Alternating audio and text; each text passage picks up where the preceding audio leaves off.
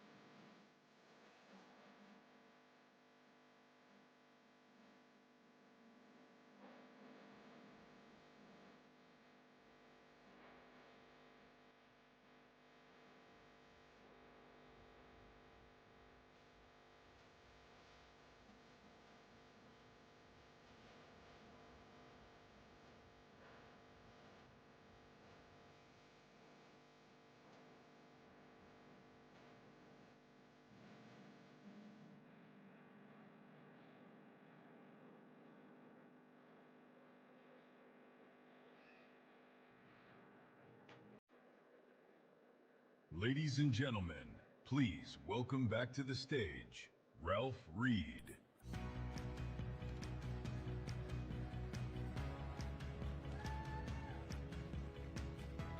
Are you guys ready? I know he's ready, but I'm going to give him a proper introduction because this man, our next speaker, is no stranger to this conference or this stage. In fact, today marks his 10th appearance at the Faith and Freedom Road to Majority Conference. He has been here as a private citizen, as a candidate, and we are pleased to welcome him back today as President of the United States. With the seal back on the podium where it belongs, amen? This is a man who alone, among all the leaders that we have had, gave us the most conservative Supreme Court in over a century.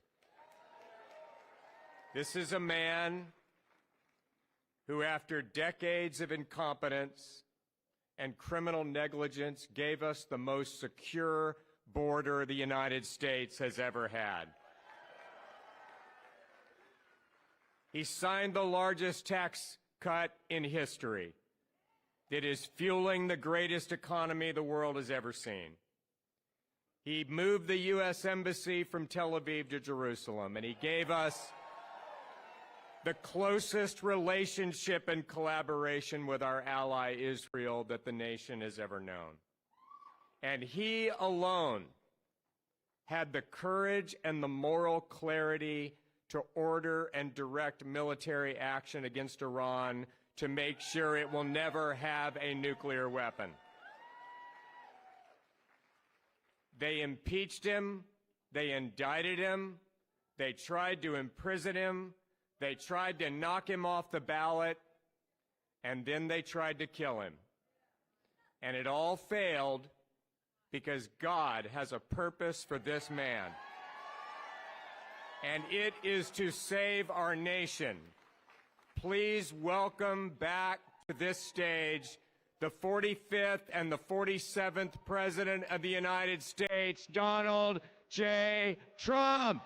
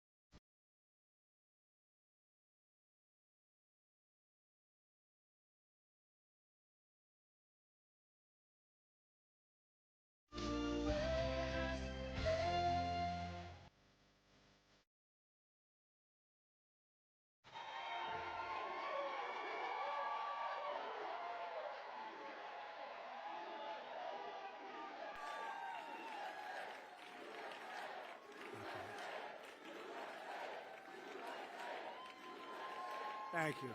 Thank you very much.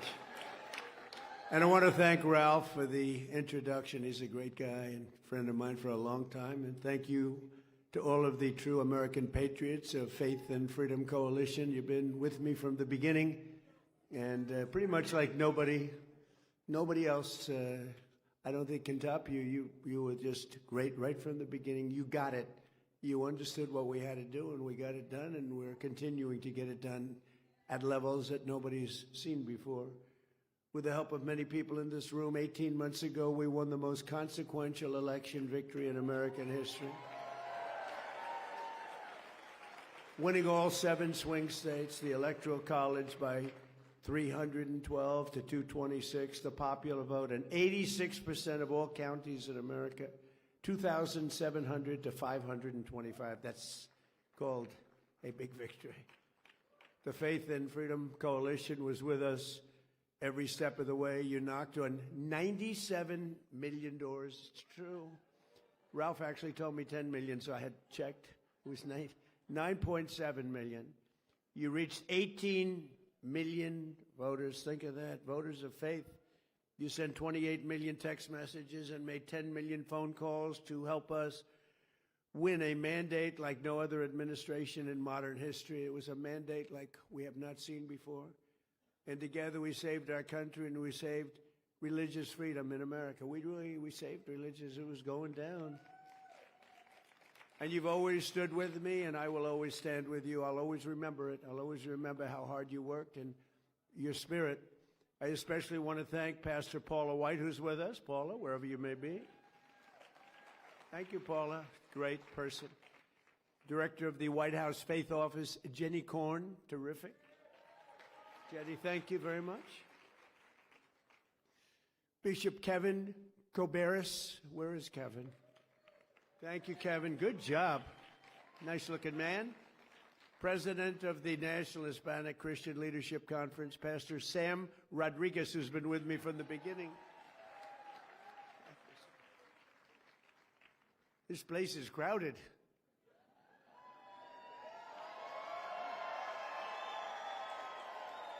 I remember this place not so long ago. Hopefully, we'll have a little more pleasant. We're going to have a little more pleasant experience. I remember this room very well. A friend of mine who has been just incredible, Dr. Alveda King. Doctor, thank you. Thank you, darling. She's been with me also from the beginning. So many from the beginning. You can tell so much. The ones from the beginning, I don't know, they tend to be the ones, they're the ones they stay, and they stay like nobody. And we appreciate all of those people. An ambassador to the United Nations who's doing a really great job. Mike Waltz, he's around here someplace. Mike, doing a really good job. And just over 1 week from now, we will celebrate the 250th anniversary of the Declaration of Independence, marking 2.5 centuries of glorious American freedom. And thanks to the extraordinary work and incredible devotion of patriots like those people in this very, very crowded ballroom, today I can proudly report that on the edge of our 250th year, America is back. It's back. It's back. I believe better than ever before. And I'm especially pleased to say that, likewise, religion is back in our country, bigger and stronger than it has been in many, many years. Been reading all of those reports. Religion's really, it's going up. If that were stock, we'd be very, very rich, all of us. It's been great to watch. And as I've said before, to be a great nation, you have to have religion and you have to have God in your nation. If you don't have that, it just doesn't seem to work out, does it? And we have it. We have religion and we have God now. Remember when I first started, 2016, they wanted to take the Christmas out of Christmas. Remember that? We ended that little drive, but we ended a lot of other drives too. From the very beginning of our country, American greatness has been forged by people of faith, and the very first settlers who set foot upon this new world at Jamestown got off their ship, raised up a cross, and bowed down to the Lord in prayer. It was faith that strengthened the Minutemen and who stood up at Lexington Green and Concord Bridge in Philadelphia 250 years ago. Next week, our founders invoked the Creator 4 times in the Declaration of Independence. 4 times. I wasn't mentioned once. I'm very upset. Not once. Faith pushed the pioneers to journey west. Faith led Americans to abolish slavery, and faith built this country into the most exceptional nation in the history of the world. It was going very badly a couple of years ago, very badly, but it's back really strong. But we have to be very careful because bad things are happening. Can I watch what's happening? And we're going to be discussing that in just a minute. Americans have always deeply believed in the promise of Christ's words in the Gospel of Matthew. With God, all things are possible. With God, all things are possible, right? All things. That's why as we prepare to enter the 250th year last month, tens of thousands of patriots came together on our national mall, and we officially rededicated America as one nation under God. And we're not changing. We're not changing. And we always have been, and we always will be. We're not going to let them take it away. But as we celebrate this anniversary, we must also remember that our country could have been marking this occasion under very different circumstances. The last administration carried out a reign of persecution and repression against Christians and people of faith like America has never seen before. It's terrible. They turned a nation founded on freedom for believers into a place where Catholics were targeted by the FBI, where pro-life grandmothers were put in jail for praying, and where members of our military were thrown out of the armed forces for their religious beliefs. The radicals responsible for these offenses would have loved nothing more than to mark America's 250th anniversary by driving God from our public square once and for all. They wanted to do that. I don't know how anybody could vote for these people. They were so bad, they were so evil, and yet in many ways incompetent, certainly incompetent on policy, open borders, transgender for everybody, men and women's sports, just grossly incompetent ideologies, and so many more. But they did not get that chance because they lost an election in a landslide, and we won an election in a landslide. And while I am in the White House, I will defend Christians and all Americans of faith 100%. You have it 100%, and you've seen it already. So upon taking office, I created the first ever Presidential Commission on Religious Liberty, led by Texas Lieutenant Governor, a great guy. I don't know if he's here. I know he's coming over to my office in a little while, a thing called the Oval Office, beautiful office. Lieutenant Governor Dan Patrick, and my friend, Dr. Ben Carson.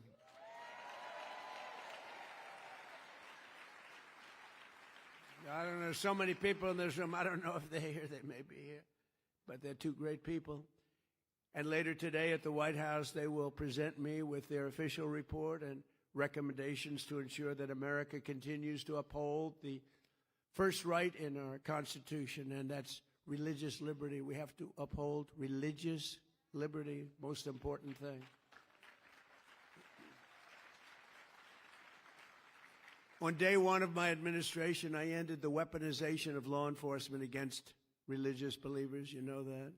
I pardoned the Christians Joe Biden threw in jail for saying prayers. He threw them in jail. You know, he didn't know what the hell he was doing. The guy's grossly incompetent. But he was surrounded by very smart, in some cases brilliant, lunatics. I got rid of the sinister Johnson Amendment so that pastors can speak the truth at their pulpits. We created the very, very popular White House Faith Office, first time that's ever happened. And I set up an official Department of Justice task force to eradicate anti-Christian biases. Anti-Christian bias, who would think?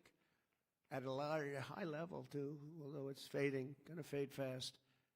That task force just produced a new documentary revealing the abuses of religious freedom that they uncovered. It's called By Dawn's Early Light, and it's out right now, and it's really supposed to be, I have not seen it, I cannot tell a lie, I have not seen it, but I've heard about it, and I hear it's great, and I will see it.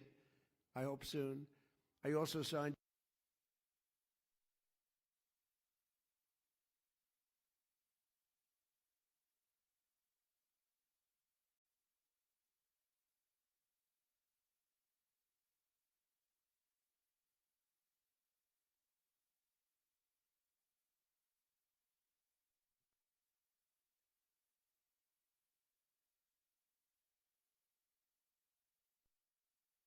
for protecting our churches and synagogues by prosecuting mobs of radical left lunatics and agitators who tried to harass and intimidate people in their places of worship not so long ago.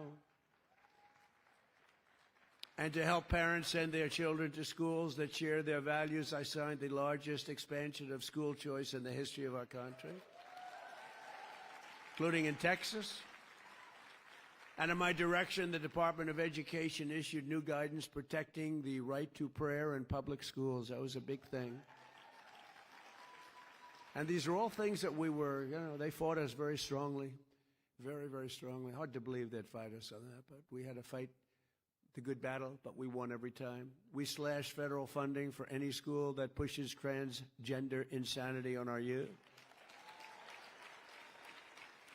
We expanded the Mexico City policy to stop taxpayer dollars from being used to promote radical gender ideology around the world. Radical gender ideology, it is. I made it the official policy of the United States government that there are only two genders, male and female. That wasn't too tough. That was sort of an easy one, but we have a man running in Texas who thinks there are 6 genders. I don't know what. He's going to have to discuss that with us. Can you believe it? 6 genders. And we officially banned the chemical and surgical mutilization of our children.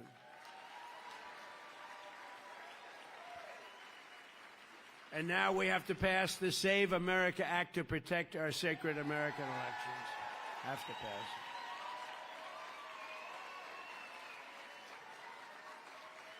Hard to believe, right? Hard to believe that we even have to fight for this. We have to fight for everything. Nothing comes easy. Nothing. All voters must show photo ID. Not so bad, right? All voters must provide proof of citizenship. Is that so hard? And you're fighting the Democrats and a few Republicans who are doing a tremendous disservice to this country. We have a few Republicans that are fighting it. Lisa Murkowski of Alaska.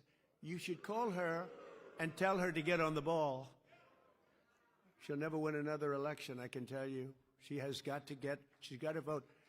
It's called the Save America Act. It's voter ID, ideally photo ID, right? So you can look and you can say, oh, that person's okay. Or, for lots of reasons, that person is not the same person. We want proof of citizenship. And we want no mail-in ballots except for illness, disability, and military deployment or travel. We'll be very judicious. Look what's happening in California where the ballots still aren't in. They're still not. Can you believe it? Weeks afterwards. You know what's happening? They're cheating. The kid won, or he was certainly in the top 2. I don't know him. I never met him. Spencer Pratt. And he went away quietly. We didn't go away quietly, but he shouldn't go away quietly. He should protest because it was, in my very strong opinion, that was a rigged election. That kid should be in the runoffs. The woman who edged him out after like a long time, days and days. And then you'd hear reports, Spencer Pratt is not doing so well, even though he was strongly in the lead. And then you hear, Spencer Pratt has a 20% chance of being in the runoff. I said, they just rigged the election. And then you hear that a woman who nobody ever heard of is in the runoff, not him. And then they tried to hurt Steve Hilton, too. And I called the U.S. attorney and I said, you have to look into this because Steve Hilton did great. He's running for governor. And you could see it. The election was there. He was doing great. Then day after day, you'd hear reports about vote counting. They go on for weeks. You know, Colombia just had an election. The country of Colombia, 30 million voters. And I endorse. I'm endorsed. We do so well with endorsements, like almost 100% success. But I endorse somebody running, El Tigre. El Tigre. I liked him. You know why? Because he likes me. I don't know. He used to talk about Trump. I like President Trump. I don't know. How can you not let? So I endorsed him. I didn't know. He was in way down the list. He was not going to win. No chance of winning. I endorsed him and he won. He just announced he won. But think of it. They had 30 million votes. By 9:30 in the evening, every single vote was counted. And there were no complaints. He won. Every vote was counted. Here we are in California. They're going to go for weeks and weeks and weeks. And you know what they do? They cheat. How many votes do we need? How many votes? That's why they take their time. How many votes do we need? Okay, here they are. Honestly, it's terrible. We're a third world country with elections. And we will also enshrine a permanent law that says very easily and succinctly, no men in women's sports and no transgender surgery for our children. Never forget, if the radical left ever gets the chance, they will bring all of this insanity right back at levels that you've never seen before. You will never have seen anything like it if they ever get their chance. And they're trying like hell. I call them the Democrats. I exchanged an E for a U. The Democrats. And it's trending number one, the word Democrat. I just can't believe I didn't think of it 9 years ago. I should have thought. The Democrats, they are horrible. They want to resume the transgender mutilization of our children. They want to restart the war on Christians and churches. And as you saw with the communists elected in New York City recently, they're communists, they're not social democrats. They want to completely destroy the traditional American way of life. Communism is very easy to sell. It destroys everything, but it's very easy. I'll be honest, I think I'd be the greatest communist in history. I'd give free rent. Ladies and gentlemen, from now on, you don't have to pay any rent. From now on, anybody wants a house, don't worry about it. Just pick the house you want. Everybody gets free food. Everything is free from this point forward. Everyone's going to vote for me. The problem is, after 2 or 3 years, the country is a disaster area. The country fails. They always do. It always does. So easy to sell. That first year, boy, you're the most popular. It's happening right now in New York and California. But you'll start living in squalor. You'll live in squalor. There will be no food. There will be no housing. There will be no military. There will be no law and order. There will be no nothing. There will be no nothing. You'll be a third world inhabitant in every way, and everyone will suffer or die. You'll suffer or die. That's what happens. For thousands of years it's been happening by different names. Thousands of years. I'm telling you, I'd be the greatest communist in history. It would be so easy. You wouldn't have to work. You could stay home. The problem is a couple of years go by, the whole place collapses. Always does. Always has. But I'm sorry to say, but assassinations of those who oppose them is a very important element of their ideology. Assassination's a big deal for them. They're animals. They're animals. In many cases, they're not smart, but in some cases, they are. It's easy for them to get followers because they make promises that they know they can't keep, and the Democrats aren't fighting back. That's why they're dumb. They're not fighting back. They're afraid. I watch Schumer. He's afraid to fight. I watch guys that are pretty normal, and guys that we oppose, they're afraid to fight. The Democrats have taken a tremendous turn left, and many of these people, I looked at some of the people that got elected the other night in New York. These are, in many ways, stupid people. In some ways, and intellectually, probably pretty smart. But they're people that want to destroy our country. They hate our country. They hate our people. They hate the Democrat Party. The Democrat Party is in big trouble because this isn't stopping with New York. This is going on. Too easy to get elected. Giving everything away. Too easy to get elected. Very dangerous. But you'll soon have nothing left. That's the problem. In many ways, they're allowing them to just go their own way, do your own. We don't want to take a chance on saying anything bad because we're afraid we're going to lose our jobs if we do. They're afraid they're going to lose their election if they even think about saying anything bad about this new breed of sick people. They're not smart enough or tough enough to fight the plague that's happening. It's happening right before your very eyes. If they fought them the way they fight Republicans or the way they fight me, they'd be victorious. They didn't beat us, but they'd be victorious against the communists. But they don't have the courage to do so, so they're turning communists themselves. It's becoming a communist party. These are not social democrats. These are hardcore, godless communists. They're godless communists. All communists are godless. They don't believe in God. This is the most serious threat to our country since its existence, in my opinion, 250 years ago. This is a major threat to our country. It isn't something that's easily solved, but with a little love and help, some hard work. Because it's ironic, we're celebrating a very important birthday, our most important birthday so far, 250 years. And instead of speaking about Christ, and instead of speaking about freedom and victories of all different kinds, we're speaking about yet another threat to the foundations of America. These ruthless communists will attack all religions, but in particular Christianity.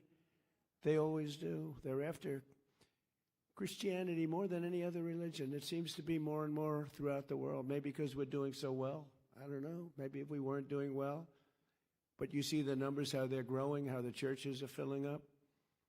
It's a beautiful thing to see. I mean, look, it happens to be during my presidency, so I don't mind taking credit for it. I'm very proud.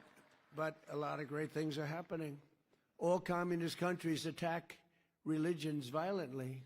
It's part of their deal. As you know, we recently struck Nigeria and largely ended the slaughter of great Christian populations. They have a great Christian population. They were being butchered. Thousands and thousands of people were being killed. Children, women, old people, just being slaughtered, hatched to death. They know that if they go further, the attack will be far greater, and that they don't want to really get involved anymore so much. You know, we hit them very hard. We knocked out their leader. We knocked out their second leader and their third leader. Sounds a little bit like Iran, actually. That's all about a different cause that we have to do, because we cannot let Iran have a nuclear weapon. Can't let it happen. So I'm saving Christians throughout the world, even though we are not in those various countries where you read about this. But they'd like to make our country just like those countries. That's where they started. They started right where we are right now. But I'm saving them by hitting these terrorists very violently and very hard. We're hitting them very hard by the greatest weapons on earth, taking them out. We know where they are. We hunt them down and we take them out. Think of it. They go into a village and they just kill everybody. It's like crazy. They will close your churches in this country. They go communist, and they're trying to. They will kill your people, and that's what they're about. They want to end religion. They have to end religion because their ideology doesn't work if you have strong religion, people like you that are so incredible and love our country so much and love God. This is the greatest threat to our country since its founding, in my opinion, 250 years ago, what's happening right now. It's the greatest threat. People don't look at that, well, oh, 3 people were elected. No, it's many more than 3 people. And the other people are being swayed because they don't have the sense to see what's happening. They don't have the sense. Their followers are not leaders, even though they're politicians, in some cases successful ones. For the first time in history, the powerful Rent Stabilization Board, as an example, that sets rents in New York City, just happened today. They've done it for years and years, and they've been very far left. They're run by Democrats, and they give landlords a hard time for years and years. It's called rent control. They give landlords a hard time, but they always give some increases so they can survive. But they just came out, first time ever, with a ruling, 0 rent increases for landlords, 0 for the next 2 years, despite the fact that energy, supplies, real estate taxes, and just about everything else has gone up. They're supposed to allow you to have that. Zero. They're giving them that. They're basically confiscating their property. And the one representative for the landlords who's on the board, I think they have 8 or 9 people on the board, and you had one who was representing one out of like 8. But at least you had somebody. But that person walked off in disgust, walked off and got booed. Mayor Mamdani, who came to the White House and seems like a nice guy, but he said he was going to do this in his campaign. Nobody thought he was serious. He said he was going to make sure that people don't have a rent increase, even though energy went up. It's going to come down. It's coming down fast right now. I hope you're watching what's happening. We had a low number just now, $69 a barrel. That was, some people said it was going to be $350 by now. 69, it's going to be 300, 350. Never hit those numbers at all, even in the height of it all. But what the mayor doesn't say is that these buildings will soon turn into ghettos and slums, and that everybody will continue leaving New York. And as this spreads throughout the country, very much like an uncontrollable form of cancer, the country itself will be taken down. It will be third world, strictly third world. And it's happened many times before to very big and very powerful countries. But it's not going to happen to the United States of America. No way.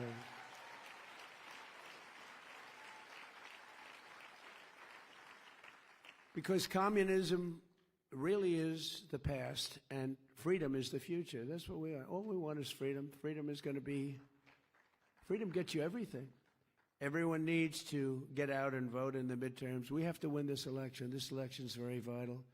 If we don't, everything that we've gotten so much. I mean, religious liberty, but we've gotten so much. Our military is the strongest in the world. I built it during my first term, strongest in the world.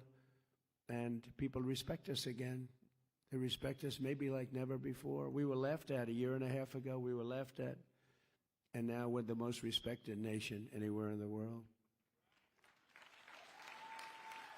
And in our 250th year, we will make our nation stronger and safer, better, more prosperous, and more faithful. Very important, more faithful than ever before. Today, we have the largest economy on earth. We're expanding at a degree and to a degree that nobody thought possible. They never thought what we're doing for the last year and a half. It's only a year and a half. What we're doing for the last year and a half, nobody thought was possible. We have the strongest military on earth. We have the most powerful technology on earth. We're winning on AI. We're winning with automobile manufacturing. Do you see how many plants are coming back into the United States? Tariffs. If they don't come in, they have to pay massive tariffs. Make your car outside, but you have to pay massive tariffs to come in. If you build your car in the United States using U.S. workers, our great American workers, you don't have any tariffs to pay. So they're all pouring in. It should have been done years ago by other presidents. We have the greatest culture on earth, and above all, we have the greatest people on earth. We do. We have the greatest people. But think of it. I was with the King of Saudi Arabia, and he said, Mr. President, 2 years ago, your country was dead. It was a dead country. And today, you're the hottest country anywhere in the world. It's amazing what's happened. We were laughed at. We had a man who couldn't speak, couldn't think. He didn't know what the hell was happening. Kept falling down all over the place. If he was standing here now, he would have been off the stage before he started. But if he was standing here now, he wouldn't know how to get off the stage. You had to lead him off the stage. It was a disaster, and it was a rigged election. But we did it again, and we got it right. Too big to rig. We made it too big to rig. It was a rigged election. And look what happened because it was a rigged election. 25 million people came in, many criminals, murderers, 11,808 murderers, more than 50% of who created more than one murder, murdered more than one person. These are not going to be the citizens of our country. There's not a thing you can do to change that.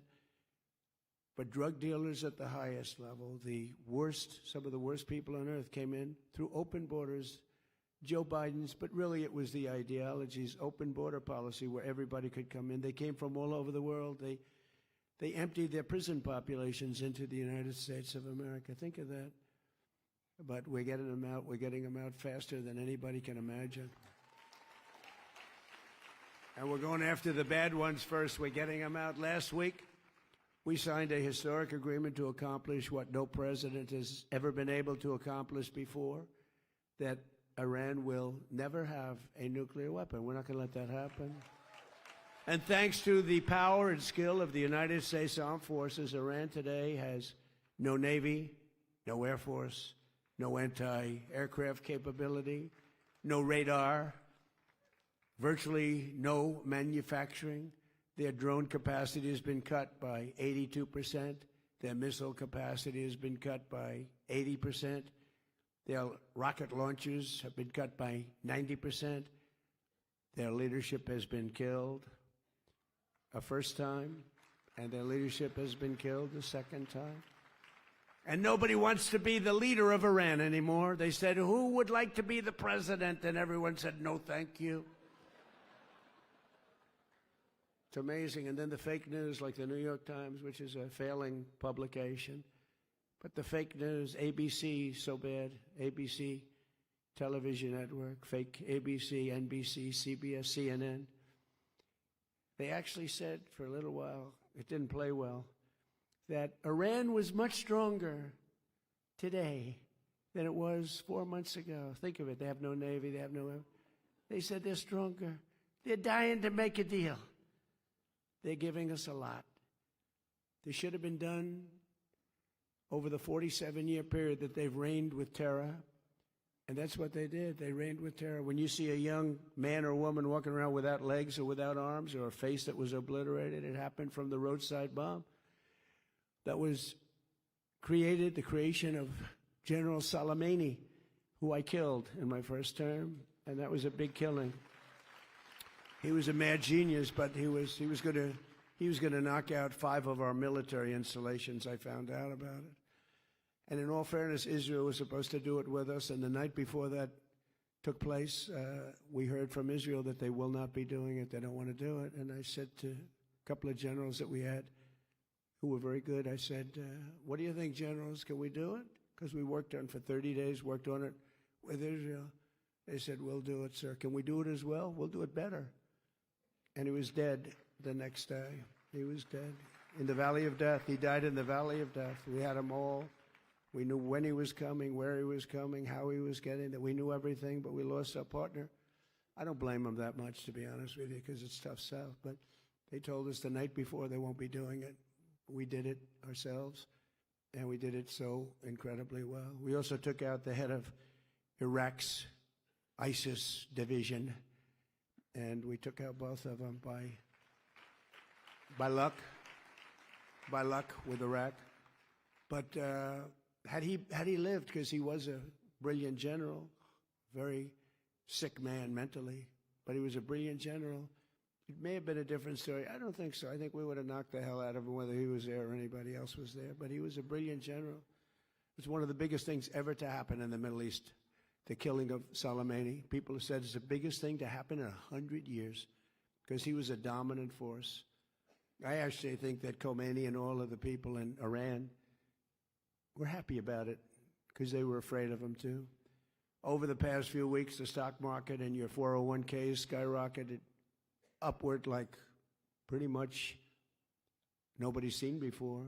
Oil prices are plummeting downward, and the world is a much safer place. We had to take that detour to knock out Iran. If we didn't do that, and we still have a fight. They have some capability, not much. They're not winning or anything, but they have some capability. They can still shoot. They shot a drone yesterday at a big ship going into the Hormuz Strait. They shot 4 of them. We knocked down 3 of them. One of them, I guess, we didn't miss it. Nobody saw it coming. And it hit a ship and did some damage. But you can't do that stuff. But very soon we're going to be at $2.50 gasoline. I was in Iowa making a speech the day before we did the attack. And again, we had to turn it around. Everything was going so well. It's like, you're doing so well. We have the best economy. Everything's great. And I say, I brought my people into the room, my financial people and other people. I said, listen, we just set a record in the stock market. We just set a record in every single thing, including 401ks. Your 401ks, most of you have 401ks, are at the highest they've ever been, everything. But this was true 3.5 months ago, before the attack. Everything was good. We had records and everything. We were doing great. And I said, I hate to tell you, but we're going to have to take a detour. We're going to have to go to war or go to a military operation, which my people would prefer that I use as a term because war means things that they don't like. But whether you call it war or not, it is what it is. And we're going to go down to the Islamic Republic of Iran, and we're going to have to hit them very hard. And don't forget, when Barack Hussein Obama did the JCPOC, if you look at that, Barack Hussein Obama, have you heard of him? He was a disaster. He was a disaster. He gave them $1.7 billion in cash, $1.7 billion in cash, and tens of billions of dollars. Gave it to Iran. Thought he could buy their friendship, and it was just the opposite. They used the money and they built missiles and everything else. And I terminated the JCPOA. It was his agreement. It was the Iran nuclear deal. It was a disaster. By the way, it expired a long time ago, but I terminated it long before it expired. If I didn't do that, Iran would have had a nuclear weapon. If I didn't send the B-2 bombers in 10 months ago, they would have had a nuclear weapon. We obliterated that nuclear dust. Very important. And then you wouldn't have Israel. Israel would be gone. I know you have a lot of good fans of Israel in this room. And Israel would have been gone, and probably the Middle East would have been gone. And they could have taken a shot. We would have wiped them out pretty quick, but they could have taken a chunk of us too. But in my first term, I created the greatest economy in the history of the world. The first term was a great success and rebuilt the military, did everything. But now we're blowing it away. We're doing much better this time. And again, we did have to make that excursion. How would you like to be given the best numbers we've ever had as a country and tell people, guess what, we're going to war? And nobody in the room knew what I was talking about because it wasn't their thing. And I said, we got to stop them from having a nuclear weapon. Because you want to see problems? Let a crazy country have a nuclear weapon. You'll see problems like you've never seen before. The stock market has set 73 all-time record highs since the election. And more Americans are working today than at any time in the history of our country. That's pretty good. In January 2025, we inherited the worst, most dangerous, most wide-open and insecure border in history. I actually think in the history of the world, I don't think it's just here. You could just walk into the country, and again, they were letting prison populations, they were taking buses and dropping them off at our border, and people coming out, murderers coming out of prison, drug dealers, the worst people. They made our criminals look like nice people. That's the only thing nice. Our criminals, for the first time, looked very nice by comparison to these people. But they dropped 25 million people over 4 years into our country. And it's the single hardest job I have, getting them out. We're getting them out pretty rapidly, but it's a very hard thing. But think of it, prison populations from the Congo, from all parts of South America, from all parts of the world, were taken in, driven through Mexico, and dropped off in our border, and they would walk right into our country.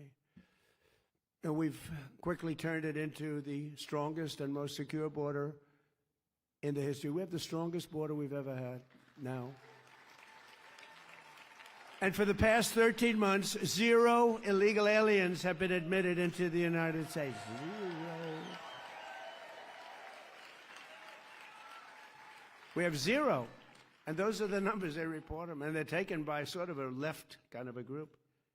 The stats, if anybody did, they'd like to report them. But we have 0. And they don't even try because they know they're probably not going to get in, so they're not going to make this very dangerous march. We're saving a lot of lives. Because in those caravans, remember I named them caravans, they'd have 25,000 people, sometimes more. But they'd come up from South America and all through Mexico. They'd go all through. And they go through jungles in Colombia. Really tough jungles, too. Dangerous jungles. And women would die, and women would be raped. Remember when I said they get raped, crime, murder, and everyone, my first speech, My first speech was controversial. When I announced I was running, everyone said, "What do you mean raped?" What I said was peanuts compared to what happened. And the women would come up and they'd die. They'd be raped. A lot of people would die on those caravans. The journeys up were, they call them journeys through hell, because they had to go through jungles. They had to go through very dangerous areas. And the people that got here would just walk right into our country. We had no idea who they were. Nobody would even stand there and check. They just came in. Come on in. Come on in. This was Sleepy Joe Biden's ideology that was forced on him by much smarter people than him that wanted to destroy our country because he had no clue. But with the help of our law enforcement heroes in 2025, we achieved the largest drop in the murder rate ever recorded in our country's history 125 years ago. Think of that, think of that. The year 1900, that was before my father. My father would hate me saying that because it's a long time ago, but that was before my father was born. I had a wonderful father and mother, and family. But the lowest murder rate in 125 years. Washington, D.C. is now one of the safest, most beautiful cities in the country. And just a little while ago, it was a killing machine. Think of that. A year and a half ago, Washington was a very unsafe city. Now it's one of the safest cities in the country. It's one of the most beautiful cities. Doug Burgum and myself and a whole group of people did a great job on the monuments and fountains. And the reflecting pool was so beautiful. They tried to destroy it. They cut it up with a box knife and tried to destroy it. And it's in great shape now. They're terrible. They're vandals. They've caught 6 of them, I guess, maybe more. They've got others in line to be caught. But we just inspected it. We'll fix it right after the 4th of July. Got to let the water out, just fix it. But we caught them. They would cut it, and they would grab this very expensive and very good material, totally waterproof, and they rip it. These people are sick. They ripped a scar 350 feet long through the side of the reflecting pool. These are the people we're dealing with. These are the people that want to destroy our country. But we've invested a record $1 trillion in the United States Armed Forces, and we're going this year for $1.5 trillion, all made in the USA. And something that's so exciting, the recruitment. You know, if you go back a year and a half, 2 years ago, you could not get anybody to join the Army, the Navy, the Air Force, the Marines, the Coast Guard, Space Force. You couldn't get anybody to join.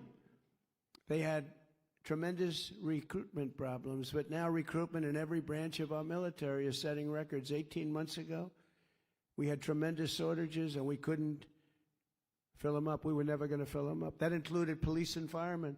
We couldn't get policemen and women. We couldn't get firemen and women. Anything with a uniform, because they were ashamed of our country, because we had people that were not respected. You have to respect the president. If you don't respect the president, you're going to have a problem. You're going to have a problem. They had no respect. And now we have waiting lists. Now you can't get into the military. Literally, we went from the worst recruitment numbers ever in 1 year to the best recruitment numbers ever. And it all started on that beautiful day, November 5th, right? A thing called Election Day. And as soon as we won, before I even got to do anything, those numbers started going through the roof. People love our country again, and they have spirit. You always loved it, but you were down. You were depressed. You were not feeling too good about our country, especially you as people with a great religion and a fervor for Christianity and religion. You should be depressed. You should have been, but now you're riding high. But we have to be careful. We don't want to lose it. We've got to win the midterms. We've got to win the election coming up, and we're gonna be in good shape. But you have to expose them. If you don't expose them, I mean, I stand here and I expose them. Some people don't do it right. They say they're going to get free rent. Well, that's okay to say, but everyone's going to vote for them, except for a few of the people in this room. But you have to say they're going to get free rent. But in 2 years, everything is going to collapse, and you're going to live in squalor. When you say that, you can beat the free rent. You can beat the fact that they're going to take your house away and give it to somebody else, which is essentially what they'd like to do. But it's happened so many times over the years with really powerful countries, and we're not going to let it happen. So we have the strongest and most powerful military anywhere in the world. I built it in my first term, using it a little bit in my second term. And we're once again using it to defend America's interests and American values. Look at what happened in Venezuela. We have a great, and by the way, we're helping Venezuela. They had a tremendous earthquake, a lot of people killed, and unbelievable, right in Caracas. And we have a lot of people over there helping, but Venezuela's been fantastic. We've had a great relationship. It was a one-day war. We hit them so hard, and one-day war. Now we've taken out millions of barrels of oil, and we've paid for the war many times over. But just as importantly, they are doing better than they've ever done. They're making more money than they've ever done. They've never made the money that they're making now. And it's really, I mean, outside of what happened last night with the terrible, that was terrible what happened. It was a big earthquake, knocked down buildings. But outside, it was really, it's a happy country again. The people are happy. They're dancing in the streets. The people running it are doing a very good job. The United States has never been stronger. We have never been wealthier. We've never been prouder to be an American. Since 1776, America's story has been a tale of freedom, overcoming oppression, good defeating evil, and faith overcoming every challenge and every foe. We had everybody was winning, and we're going to continue stronger, maybe stronger. One generation, think of it, just one generation after our war of independence, the British tried, they really tried hard to conquer America in the War of 1812. That didn't work out too well.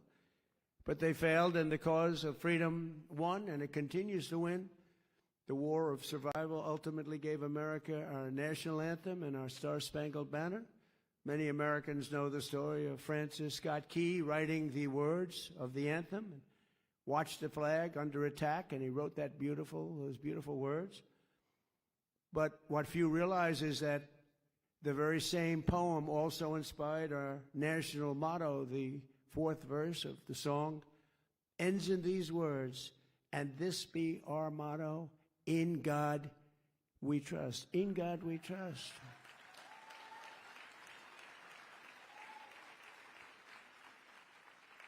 And as you know, the Democrats want to end that. They don't want the words, in God we trust. They want to have that stricken. They go to court. They take us to court. We're never changing that. We'll fight for that. We're not changing that. In God we trust. Better believe it. So today, on the threshold of our 250th year, this room is proof that America is still a nation that lives by those magnificent words, in God we trust. With the help of everyone here today and Americans of faith all across this land, we will continue to protect the promise of the Declaration of Independence, one of which actually is in my office, in the Oval Office. So we cherish it. We will continue to defend our values, our traditions, our faith, and our freedom. And as we enter the golden age of America, that's what we have. This is the golden age. We've never had anything like it. We have factories all over the country. We have car plants, AI plants, all sorts of plants. Our businesses are expanding. Our numbers are unbelievable. Remember that we've never had a year with so many number one stock markets. Good to have number one, because that affects everybody. That means jobs. That means success. That's good, as we said, for your 401ks. It's good for your stock investments. Everyone's doing well. We have a country that's just the hottest. It just is so hot. And I'm working really hard to make it even better. We're going to get rid of some of the flaws. We're going to make it even better. But the biggest thing we have to do is we have to stop this horrible thread of cancer that's permeating our country called communism. We have to stop it, because that's what it's about. That's what they want to do quietly. And we ask that God will continue to bless the United States of America, and God will bless the United States of America because of people like you. Thank you very much, and happy Independence Day, everybody. Thank you. Thank you very much. Thank you. Thank you.